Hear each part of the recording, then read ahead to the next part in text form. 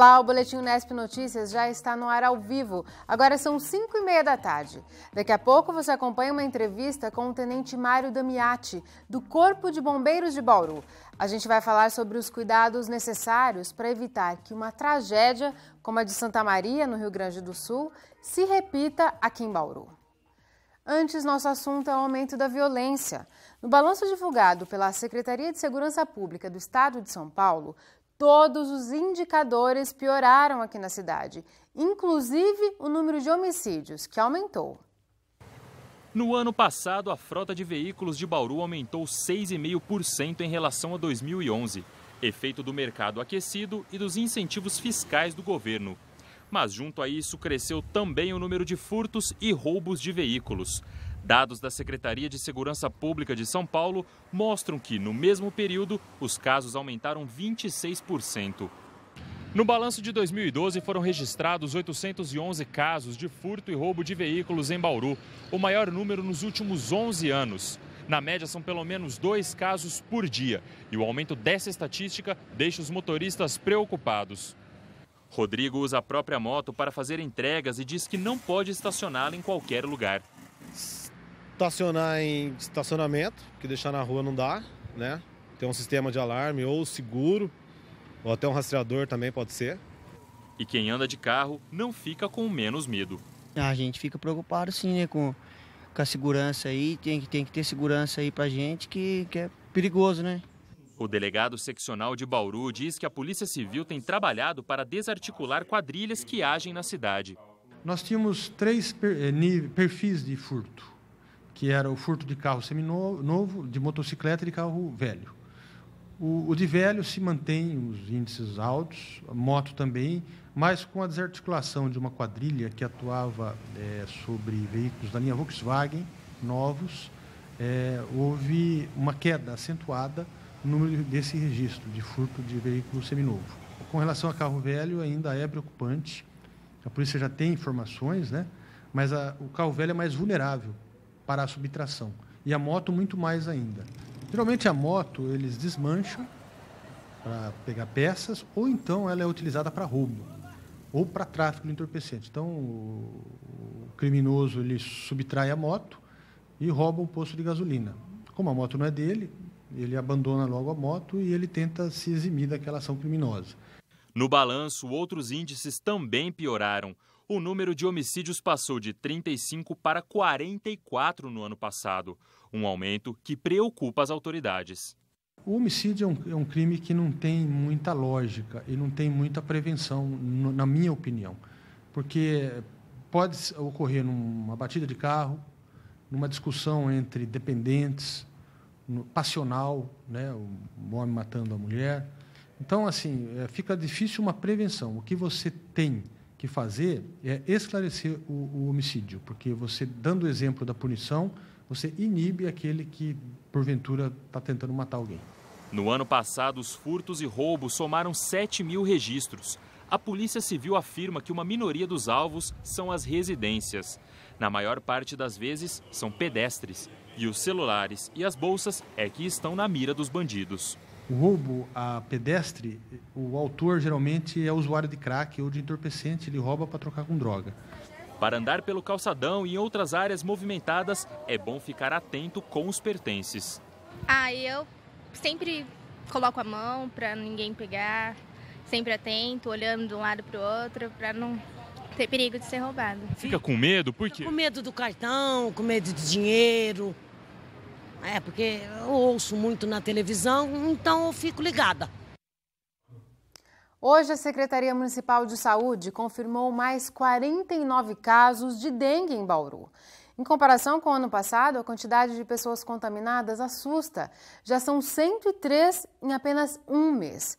Durante todo o ano de 2012, a cidade registrou 41 casos. Equipes de combate ao mosquito vão percorrer os bairros Jardim Ouro Verde, Vila Ipiranga, Vila Independência, Jardim Ferraz e Granja Cecília durante esta semana.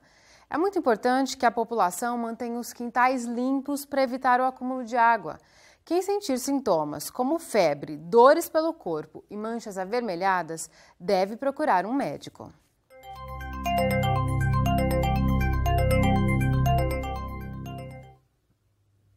Vamos saber agora como vai ficar o tempo nesta semana. Quem traz as informações é o meteorologista Fernando Tavares, do IPMET. Pode chover mais para o final da semana, né? Dia 30, 31. Mas hoje e amanhã muito difícil, né? Possibilidade de chuva só no norte do estado e litoral. Olha, a previsão é 32 graus no extremo oeste do estado. E 25 graus de máxima na capital. A tendência para a semana é de elevação da temperatura. Até março, esse tempo permanece assim, né? Bastante instável, com possibilidade de pancadas de chuva, tempestades, né? Chove no nordeste do estado de São Paulo, como na cidade de Ribeirão Preto. Amanhã, a chuva tende a se espalhar por mais regiões. Em Bauru, não deve chover hoje, mas amanhã pancadas de chuva podem atingir a cidade no período da tarde. A umidade do ar é alta nesta segunda, está em 61%. Temos ventos de brisa a 12 km por hora. A máxima em Bauru segue próxima dos 30 graus. Amanhã pode chegar a 31 aqui e em Piratininga. Em Agudos, os termômetros devem marcar, no horário mais quente do dia, 30 graus. A Unesp divulgou na manhã desta segunda-feira a lista dos aprovados no vestibular 2013. Os candidatos devem consultar o desempenho no site da Vunesp e confirmar pela internet o interesse pela vaga, nos dias 5 e 6 de fevereiro. A primeira lista de aprovados, convocados, será divulgada no próximo dia 14, somente com os nomes que confirmarem o interesse pela vaga. As matrículas da primeira chamada serão realizadas dias 18 e 19. O curso de Medicina é o mais concorrido dos vestibulares. Na Unesp, a Faculdade de Medicina é reconhecida pela excelência em ensino, pesquisa e extensão. Agora, em 2013, o curso completa 50 anos de história. Foi com os olhos, com lágrimas que eles falaram. Esses médicos foram os primeiros estudantes de medicina da Unesp em Botucatu. O pioneirismo de estudantes, alunos e funcionários marca os 50 anos da Faculdade de Medicina. A unidade foi fundada em 1963 pelo professor Mário Rubens Guimarães Montenegro. E em 1976 passou a fazer parte da Unesp. O professor Montenegro foi escolhido, ele era ex-formando da USP, São Paulo, e naquela época havia uma demanda por vagas para o ensino superior, não só de medicina, para todo o estado. Então, não existiam vagas no interior. A vaga era na USP, em São Paulo. E o diretor da USP da época, ele teve uma incumbência, a partir do governador, de instalação de novos cursos. E ele chamou o professor Montenegro para ajudá-lo. O professor Montenegro ele teve uma ideia que foi muito interessante, que era a montagem de um núcleo de saúde, não de uma faculdade de medicina. E por isso ele fundou aqui, na Faculdade de Medicina de Botucatu, uma coisa que não era medicina. Era ciências médicas e biológicas. Ele fundou 3 escolas de uma vez só. E a gente considera muito o professor porque ele foi o que convidou pessoas, ele agrupou pessoas para o início do curso. O início do curso foi muito difícil. E ele nunca deixou de colocar o entusiasmo dele, trouxe gente para... Ele tem um Fusquinha azul, ele ia nas cidades por aí, contatar e depois contratar professores para vir para Botucatu. E ele dizia o seguinte: você tinha que convencer uma pessoa para vir trabalhar numa faculdade que não existia e trabalhar num hospital que também não existia. Então ele tinha uma capacidade de convencimento muito grande e com isso ele trouxe grandes professores para cá e tudo foi caminhando junto. Neste dia, eles anunciaram, junto com a direção da unidade, as festividades do jubileu da faculdade. Com apoio de empresas públicas e privadas, a Unesp vai promover atividades acadêmicas e culturais durante todo o ano. Para esses professores, é um orgulho fazer parte da história da unidade. Eu sou um saudosista nato. Embora eu não esteja hoje ligado à faculdade, essa faculdade foi a minha Eu tenho até um livro escrito que a gente põe lá. O tema que eu falo da faculdade chama História de um Amor. Tá? Então é difícil, porque a gente fez... nasceu junto com a escola, né? Além da sala de aula, o aprendizado da medicina se dá nas alas do Hospital das Clínicas. A Faculdade de Medicina de Botucatu é referência nacional e internacional em ensino, pesquisa e extensão nas áreas de medicina e enfermagem. A Unesp forma todos os anos 90 médicos e 30 enfermeiros, mas além disso faz atendimento a mais de 2,5 milhões de moradores de todo o Centro-Oeste paulista. Por ano, são cerca de 2 milhões de exames, 600 mil consultas, 20 mil internações e 11 mil cirurgias. É por meio do contato com a população que cada estudante aprende realmente a ser médico ou enfermeiro. Esta faculdade tem sido destacada pelo preparo humano de seus médicos aqui formados. Tivemos vários exemplos em que o amor cultivado durante o curso de medicina da Faculdade de Medicina de Botucatu, Unesp, se destacou mais até do que ações médicas específicas da especialidade, que é a função do médico.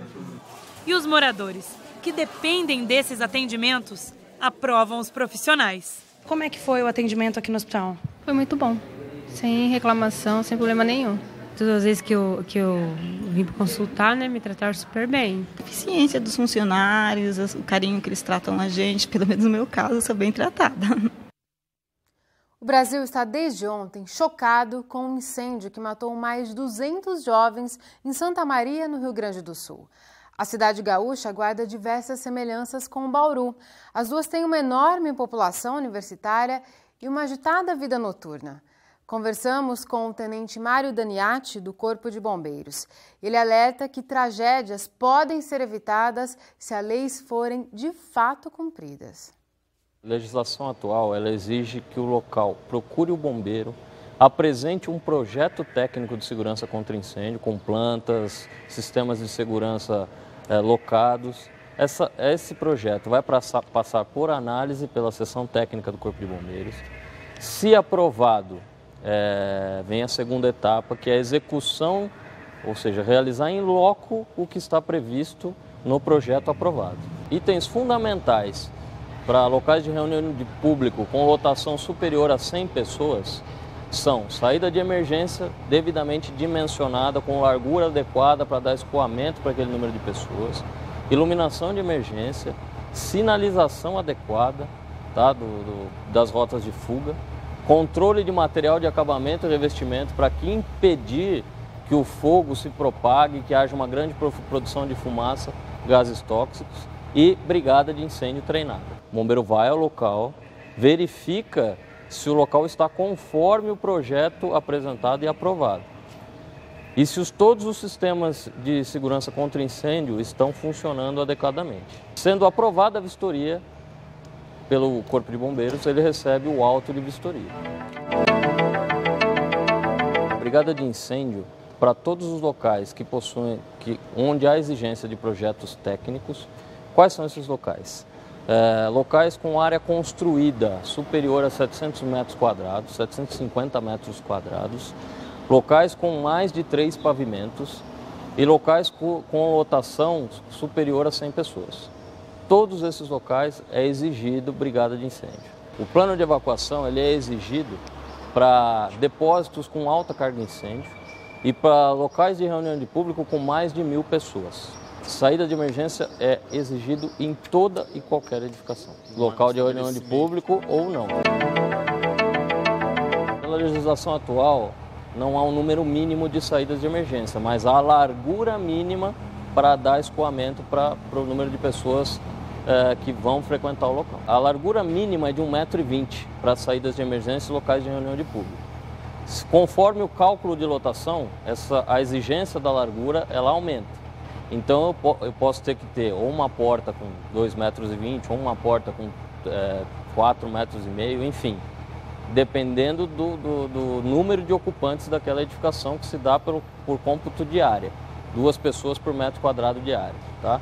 Então, conforme a lotação, eu dimensiono a largura da saída, desde que a pessoa caminhe no máximo 40 metros para atingir essa saída.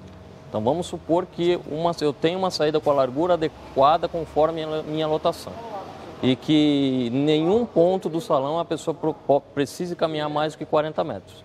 Pode ser aceita esta única saída. Se ela tiver que caminhar mais do que 40 metros para essa saída, o proprietário responsável pelo uso tem que providenciar uma outra saída de no mínimo 1,20 m para que esse caminhamento não seja superior a 40 metros. Se há pessoas trabalhando, parte dessas pessoas obrigatoriamente devem possuir o treinamento de brigada de incêndio para quê? Para dar a primeira resposta, o combate do princípio, no foco do incêndio e direcionar os demais ocupantes para a evacuação segura do local. Então, a brigada de incêndio é fator primordial quando eu tenho os locais ocupados. A brigada de incêndio vai dar essa primeira resposta e acionar o corpo de bombeiros, para que a gente possa chegar com um aparato de combate melhor e efetivamente dar cabo ao sinistro. No caso de shopping, a exigência será a mesma nas áreas de cinemas, né? Os teatros, restaurantes, as exigências são as mesmas. Tá? O que muda se for um restaurante que não seja um restaurante dançante, por exemplo, o cômputo será de 1 pessoa por metro quadrado de área.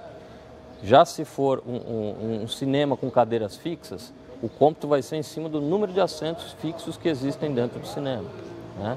Diferente das casas de show, que a exigência é um pouco maior em termos de lotação, que seriam 2 pessoas por metro quadrado de área. O restante, as das exigências são as mesmas. Que as autoridades e a população fiquem atentos.